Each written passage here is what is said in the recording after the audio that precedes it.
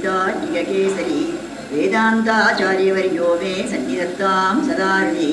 ईशानां जगतोऽस्य वेङ्कटपते विष्णुः परां प्रेयसीं तत्रक्षस्थलनित्यवासरसिकां तच्छान्तिसंवर्धिनीं पद्मालङ्कृतपाणिपल्लवयुगां पद्मासनस्तां श्रियं वात्सल्यादिगुणोज्ज्वलां भगवतीं वन्दे जगन्मातरं मानातीतप्रतितयुगां मङ्गलं मङ्गलानां पक्षक्पीठीमधुविजयनो भूषयन्तीं स्वकान्त्या प्रत्यक्षानुष्ठविकमयं प्रार्थनीरां प्रजानां श्रेयो बुद्धिं श्रेयमशरणस्त्वां शरण्यां प्रपद्ये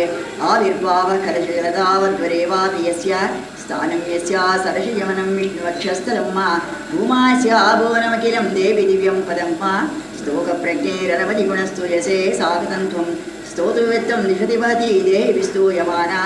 मानातीतप्रतितयुगवां मङ्गलं मङ्गलानां पक्षक्पीठीं मधुविजयनो भूषयन्तीं स्वकान्त्या प्रत्यक्षानुष्ठविकमयं प्रार्थनीरां प्रजानां श्रेयोमूर्तिं श्रेयमशरणस्त्वां शरण्यां प्रपद्ये आविर्भावकलशरदावत्तेवापि यस्य स्थानं यस्या सरसियमनं विष्णुवक्षस्थलं मा भूमास्याभोनमखिलं देवि दिव्यं पदं मा स्तोकप्रज्ञैरनवधिगुणस्तु यसे सागतं त्वं स्तोतुवेत्तं दिशति वहति देवि स्तूयमाना कामेयत्वं मनितरगति स्तोतुमाशं समानः सिद्धारम्भस्सकलभुवनश्लाघनीयो भवेयं सेवापेक्षा तव शरणयो श्रेयसे कस्य न स्यात् यत्सङ्कल्पाद्भवति कमले यत्र देहिन्यमीषां जन्मस्तेम प्रलयरचनज्जङ्गमाजङ्गमानां तत्कल्याणं किमपि यमिनामेकलक्षं समाधौ पूर्णं तेज स्फुरति भवती पादलाक्षारसाङ्कं निस्मृत्युः प्रणयघटितं देवि नित्यानपायं विष्णुस्कन्दिगजनवधिगुणद्वन्द्वमन्योन्यलक्षं शेषश्चित्तं विमलमनसां मौलेश्चष्टुतीनां सम्पद्यन्ते विहरणविदो यस्य शय्याविशेषाः उद्देशुत्तं जननिविशतो रुचितो पादिगन्धं प्रत्यग्रूपेण विशिवयोरेकसेवित्वयोगात् पद्मे पत्युस्तव शनिगमैर्नित्यमन्विश्वमानो नामच्छेदं वैदि महिमानक्तयन्मानसन्नः पश्यन्तीषु श्रुतिषु परितसूर्यवृन्देन सार्थं मध्ये कृत्य त्रिगुणफलकं निर्मितस्थानभेदं विश्वाधीशप्रणैः सदा विभ्रमद्यूतरुक्तौ ब्रह्मेशाद्यादृत्यवयो रक्षसारप्रचारम् अस्येषानाथोंश जगतस्संश्रयन्ती मुकुन्दं लक्ष्मीपद्माजलधितनया विष्णुपत्नीन्दिरेति यन्नामानि श्रुतिपरिपणन्येवमावर्तयन्तो नावर्तन्ते दुरितभवनप्रेरिते जन्मचक्रे त्वामेवाहु कथितपरे त्वत्प्रियं लोकनाथं किञ्चैरन्तःकलहमनिनैः किञ्चदुत्तूर्यमग्नैः त्वत्सम्प्रीत्यै विहरति हरौ सम्मुखीनां श्रुतीनां भावारूढौ भगवतीवान् दैवतं दम्पतीनः आपन्नार्तिप्रशमनविदौ बद्धदीक्षस्य विष्णो राशक्षस्त्वां प्रियसहचरीमैकपत्योपपन्नां प्रादुर्भावैरपि सुमतनु प्राथुमन्मीयसे त्वं दूरोक्षिप्तेरिवमधुरतादुग्धराशैस्तरङ्गैः दत्ते शोभानरिमनतिके तावकी मूर्तिराद्या तन्वी तुङ्गस्तनभरन्ता दत्तशाम्पूर्णदाभा यस्यां गच्छं त्वदियविरे नित्यमानन्दसिन्धा इच्छावेवो ललितलहरी विद्रुमो व्यक्तयस्ते आसंसारं विचितमखिलं वाङ्मयं यद्विभूतिर्यद्भूभङ्गाकुसुमदनिशक्तिङ्करो मेरुधन्मा यस्यां नित्यं नयनशतकैरेकरक्षो महेन्द्र पद्मेदासां परिणतिरसो भावलेशैस्वदीयैः अग्रे भर्तुः सरशिशमये भद्रपीठे निषण्णाम् अम्बोराशैरधिगतसदस्सम्भ्रवादुत्थितान् त्वां पुष्पासारसहितभुवने पुष्कलार्तकाद्यै रक्तारम्भाः कनककलशैरभ्यषञ्चिङ्गजेन्द्राः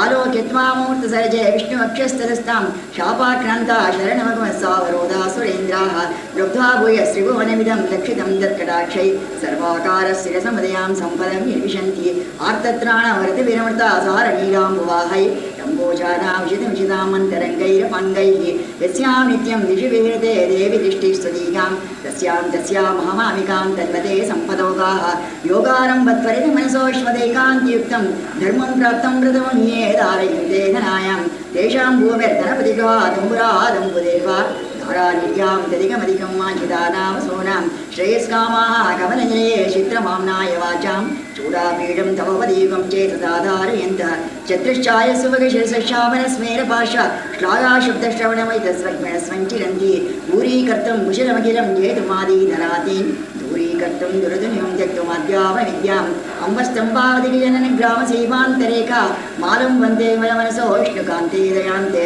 जाताकाङ्क्षा जननीवयोरेकसेवाधिकारे मायालीढं विभोमखिलं मन्यमानास्त्रिणाय प्रीत्यै विष्णुस्तवचकृतिनः प्रीतिमन्तोपशन्ते वेलाभङ्गप्रशमनफलं वैदिकं धर्मसेतुं सेवे देवीन्द्रेशमेळा मौलिमालार्चितन्ते सिद्धिक्षेत्रं शमितयुवदां सम्पदां पादपद्मं यस्मिन् नीषन्नमितशिरसो यापयित्वा शरीरं प्रत्यक्षन्ते विदमसि पदे वासुदेवस्य धन्याः सानुप्रासप्रकटितयै सान्द्रवात्सल्यदिग्धै अम्बस्निग्धे रौद्रहरीरब्धसब्रह्मचर्यैः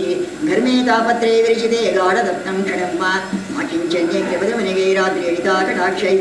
सम्पद्यन्ते भो वैदमिब्बानमस्त्रप्रसादात् भावा सर्वे भगवति हरौ भक्तिवद्वेरयन्तः याचे किन्त्वं महपतिवय शीतलोदारशीलां भूयो भूयो धिरति मातान् मङ्गलानान् प्रबन्धान् माता देवी त्वमसि भगवान् वासुदेवः पिता मे जातस्सोऽहं जननी वयोरेकलक्षं दयायाः दत्तोष्मत्परिजनतया देशिकैरप्यतत्सं किञ्चे भूय प्रियतमे प्रियमिति किल स्मेरत्राविवासि कल्याणानामैकलनिधि काव्यकारुण्यसेवा नित्यामोदारियोससामौडिवन्दारमाला कल्याणानामैकलनिधि काव्यकारुण्यसेवा नित्यामोदारियोससामौडिवन्दारमाला सम्पद्दिव्यां मुदिवीयनः सन्निधत्तां सदा मे सैषा देवी सकलभुवनप्रार्थना कामधेनुः उपशितगुरुभक्तेरुत्थितं वेङ्कटेश कलिकलशनिवर्त्य कल्पमानां प्रजानां सरसिजनिलयाय स्तोत्रमेतत्पठन्त्य सकलकुशलसीमा सार्वभौमा भवन्ति इति कवितार्किकसिंहस्य सर्वतन्त्रस्वतन्त्रस्य श्रीमद्वेङ्कटनाथस्य कृतिष्ठैस्तुतिसम्पूर्णं कवितार्किकसिंहाय कल्याणगुणशालिनि श्रीमते वेङ्कटेशाय वेदान्तगुरुवे नमः कवितार्किकसिंहाय कल्याणगुणशालिनि श्रीमते वेङ्कटेशाय श्रीनिवासाय मङ्गलम्।